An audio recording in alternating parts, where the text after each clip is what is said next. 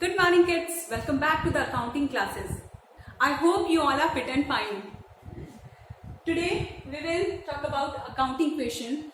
As I have explained you about accounting question, आपको मैंने theory में एक्सप्लेन किया है कि accounting question क्या होती है.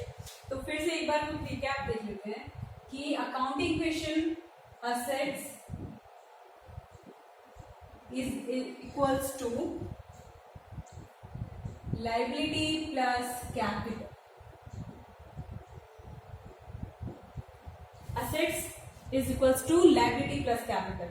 तो फर्म के पास जितनी भी चीजें हैं ओन करता है वो इक्वल होनी चाहिए जितना वो ओव करता है जबकि देना पड़ेगा. अब हम लोग जितनी भी अकाउंटिंग क्वेश्चन करेंगे ना इसमें ये मान के चलो कि हम लोग कौन है, बिजनेस है, हम लोग बिजनेस हैं, ठीक है. तो अपने पॉइंट ऑफ व्यू से देखो कि बिजनेस के पास में क्या आया है और बिजनेस के पास से क्या गया है. तो जो आया है, जो इंक्रीज हो रहा है उसको ऐड कर दो, जो हमारे पास से जा रहा है उसको आप माइनस कर दो, ठीक है.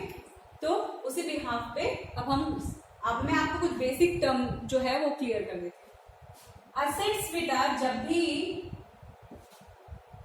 इंक्रीज होगी तो ये क्या होगी, प्लस होगी. जब भी असेट्स इंक्रीज होगी तो प्लस होगी और जब भी असेट्स कम होगी, डिक्रीज होगी तो वो क्या होगी, माइनस होगी, ठीक है.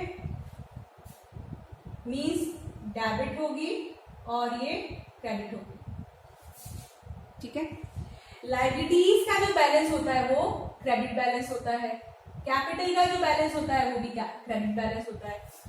तो अगर मुझे लायबिलिटीज को इंक्रीज करना है तो मुझे और क्या करना पड़ेगा, क्रेडिट करना पड़ेगा. और अगर कैपिटल को अगर इंक्रीज करना है तो उसे और क्या करना पड़ेगा, क्रेडिट करना पड़ेगा. मींस उसको और जोड़ दो, ठीक है. तो क्रेडिट को और क्रेडिट कर दो तब वो जाके इंक्रीज होगा. देखो यहाँ पे कुछ ऐसी जो ट्रांजेक्शन है जो बार बार आएंगी, जैसे कि कैश इंट्रोड्यूस्ड, ठीक है, इन फॉर्म ऑफ कैपिटल,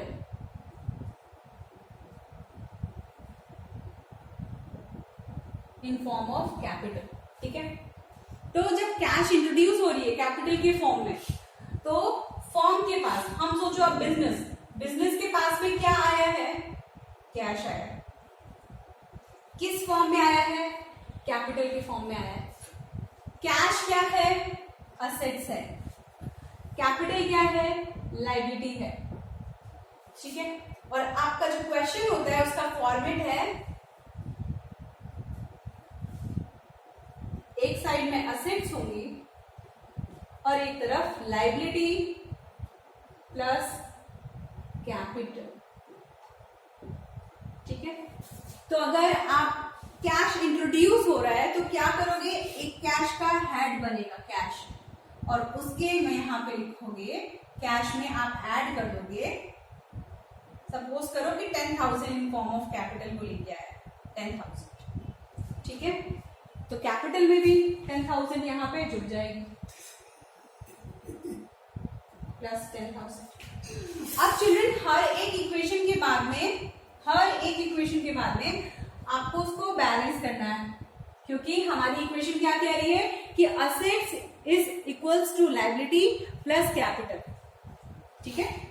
तो आप अब न्यू इक्वेशन बनाओगे और चेक करोगे तो आपके पास कैश कितने का है, 10,000, कैपिटल देखोगे तो 10,000. इक्वेशन इक्वल है.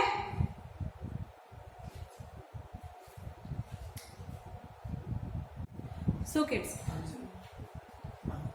now we will see the second example which is given on the page number 5.6. This is the proper format of making accounting equation. In this side you will write down the transactions, जो भी transaction हुई है वो आप इधर लिखोगे. Then assets is equals to liability plus capital. अब जैसे जैसे ट्रांजेक्शन्स में जो जो अकाउंट इफेक्ट होते जाएंगे हम उनको मेंशन करते जाएंगे वहां पे, okay. Second example, the very first transaction is started business with cash. Business को कैश से बिगिन किया है,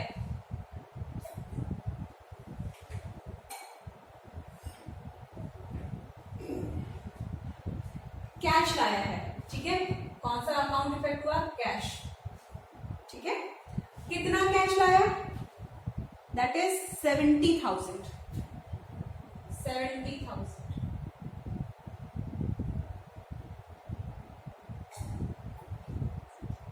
70,000, ठीक है। तो जैसा कि आपको पता है ड्यूअल एस्पेक्ट है, ठीक है। तो ड्यूअल एस्पेक्ट में क्या होता है? दो अकाउंट्स इफेक्ट होंगे। तो एक तो हमको समझ में आ गया कि कैश आया है तो कैश अकाउंट इंक्रीज होगा, इंक्रीज होगा, ठीक है। सेकंड, दूसरा इफेक्ट कहाँ? एग्जैक्टली, कैश तो लाया है पर किस फॉर्म में लाया है? कैपिटल के फॉर्म में लाया है, तो इससे हमारी कैपिटल भी इंक्रीज हो गई, प्लस का 70,000, okay. Now the next equation. अब अगला ट्रांजेक्शन देखो क्या है। क्रेडिट परचेज ऑफ गुड्स 18,000, 18,000 के गुड्स परचेज किए हैं, बट कैसे? क्रेडिट में, ठीक है। तो जब भी हम परचेज करेंगे तो कौन सा अकाउंट इफेक्ट करेगा? स्टॉक। जब हमने परचेज किया तो हमारे पास सामान आया है, तो कौन सा अकाउंट इफेक्ट हुआ? स्टॉक, स्टॉक में आएगा वो। पहली transaction, second transaction, purchase on credit, ठीक है। तो गुड्स आए हमारे पास में, तो ये प्लस का 18,000, ओके 18,000, 18,000, ठीक है। अब क्या होगा? 18,000 परचेज कर लिया, सामान आ गया, लेकिन हम अगर कैश में परचेज करते तो ये कैश में से माइनस कर देते हम लोग, ठीक है। अगर हम कैश में परचेज करते तो हम कैश में से माइनस कर देते, लेकिन अभी हमने क्या किया है? क्रेडिट पे परचेज किया है, तो इससे हमारे क्रेडिटर बढ़ गए। आज तो हम पैसे नहीं दे रहे हैं, लेकिन आगे देंगे, ठीक है, बाद में देंगे, तो मतलब क्रेडिटर बढ़ गए हमारे 18,000, ठीक है। अब आप हर दो इक्वेशन के बाद में न्यू इक्वेशन, आप इक्वेशन को बैलेंस करते चलोगे, ठीक है। तो इधर भी 70,000 प्लस 18,000, इधर भी 18,000 प्लस 70,000, ठीक है। इक्वेशन इक्वल चल रही है, ठीक है, उधर भी इक्वेशन इक्वल है। अब अगला देखो, थर्ड ट्रांजेक्शन, अगली transaction, payment made to creditor in full settlement. Full settlement में आपने क्रेडिटर को पेमेंट कर दिया। आप देखो, अभी क्रेडिटर से हमने कितने का परचेज किया है? 18,000 का, और फुल सेटलमेंट वर्ड आ गया है। फुल सेटलमेंट मतलब कि कुछ और होगा, ज्यादा अमाउंट होगा, और हमने उसको डिस्काउंट कहीं ना कहीं उससे लिया है ना। तो देखो, आपने क्या किया? पेमेंट किया है, पेमेंट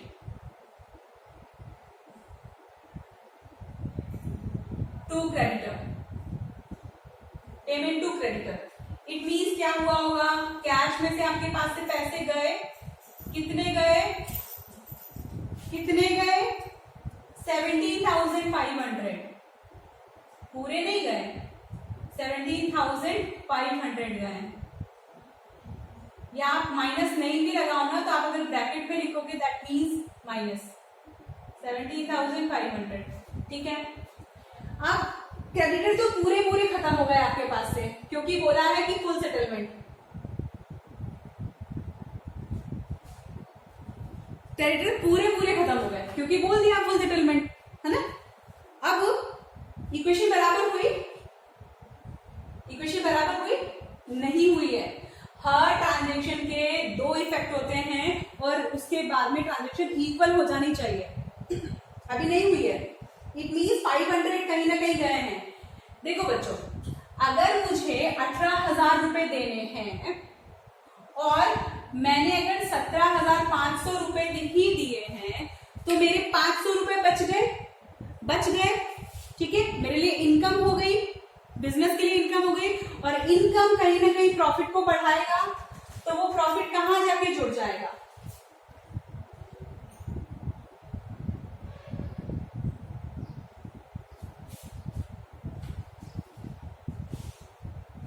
वो प्रॉफिट कहां जाके जुड़ जाएगा? उधर जुड़ जाएगा, ठीक है। तो यहां जो ये हमने 500 कम जोड़े थे, यहां जाके जुड़ गए, फिर से इक्वेशन आपकी बराबर हो गई। सो अगेन न्यू इक्वेशन, आपको हर एक स्टेज के बाद में इक्वेशन को बराबर करते चलना है। So there will be 52,500 plus आपके पास स्टॉक आ गया है 18,000 का इज इक्वल्स टू, अब इसका अकाउंट ओवर जीरो हो गया, यहाँ पे कुछ नहीं, ठीक है। देन हियर 70,500 70,500, ठीक है, ये हो गई। फिर से इक्वेशन इक्वल, फिर से इक्वल हो गई इक्वेशन। अब देखो फोर्थ ट्रांजेक्शन, अगली ट्रांजेक्शन देखो, purchase of machinery for cash. आपने मशीनरी परचेज की है, purchase of machinery sorry machinery purchase की है, ठीक है। तो आपके पास में एक और नया अकाउंट जुड़ गया है, पर किधर? असेट्स में। तो आपके पास एक नई चीज आ गई है, that is machinery of how much amount? 20,000, ठीक है। अब अगला इफेक्ट कहां होगा इसका? मशीन आई है और आपने क्या बोला है? फॉर कैश, कैश में खरीदी है, तो उसमें क्या हुआ? आपके पास से 20,000 रुपए चले गए, 20,000 रुपए चले गए, ठीक है, 20,000 चले गए, ठीक है। इधर कोई इफेक्ट नहीं है, इधर हमको कुछ भी नहीं करना है, और इधर वही एज इट इज, यहां पे भी कुछ भी नहीं है अभी। तो आप फिर से इक्वेशन को इक्वल कर दोगे, न्यू इक्वेशन या फिर इक्वेशन, ठीक है। तो अब आप चेक करो,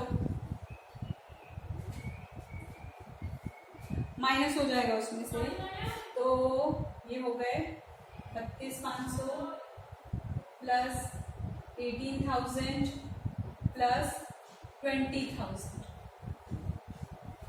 इधर कुछ नहीं है, इधर 70,500, ठीक है। तो ये हमारा क्वेश्चन हो गया, एग्जाम्पल नंबर सेकेंड, ये हमारा पूरा क्वेश्चन हो गया। अब देखो किड्स, आप लोगों ने इसमें बहुत सारी अलग अलग कंडीशन देखी, जहां पे क्रेडिट पे परचेस हुआ है, तो सॉरी क्रेडिटर को पेमेंट किया है, तो आपने क्या किया? कैश में से माइनस किया और क्रेडिटर पूरे पूरे खत्म हो गए। लेकिन आपने कम पेमेंट किया, जितना था उससे कम पेमेंट किया, तो 500 का प्रॉफिट हो गया, और प्रॉफिट जाके कैपिटल में जुड़ जाएगा, ठीक है। तो इस तरीके से ये क्वेश्चन हमने किया। अच्छा, कोई जरूरी नहीं है कि एक इफेक्ट असेट साइड में होगा और एक इफेक्ट लायबिलिटी साइड में होगा, जरूरी नहीं है। कोई ऐसा जरूरी नहीं है कि दोनों साइड में इफेक्ट्स होंगे ही होंगे, दोनों एक तरफ भी हो सकते हैं, दोनों उस तरफ भी हो सकते हैं, मीन्स कोई भी दो अकाउंट इफेक्ट कर सकते हैं, कोई भी दो अकाउंट या दो से ज्यादा अकाउंट, हम लोगों ने इस कंडीशन में देखा है, दो से ज्यादा इफेक्ट भी हो सकते हैं, ठीक है। So I hope this question is clear to you all. If you are having any problem, you can ask me in the comment section, and you all have to do the examples questions for more and more practice. Children, आप जैसे जैसे question को करते जाओगे, आपके doubts clear होते जाएंगे. So this is for today. Thank you so much.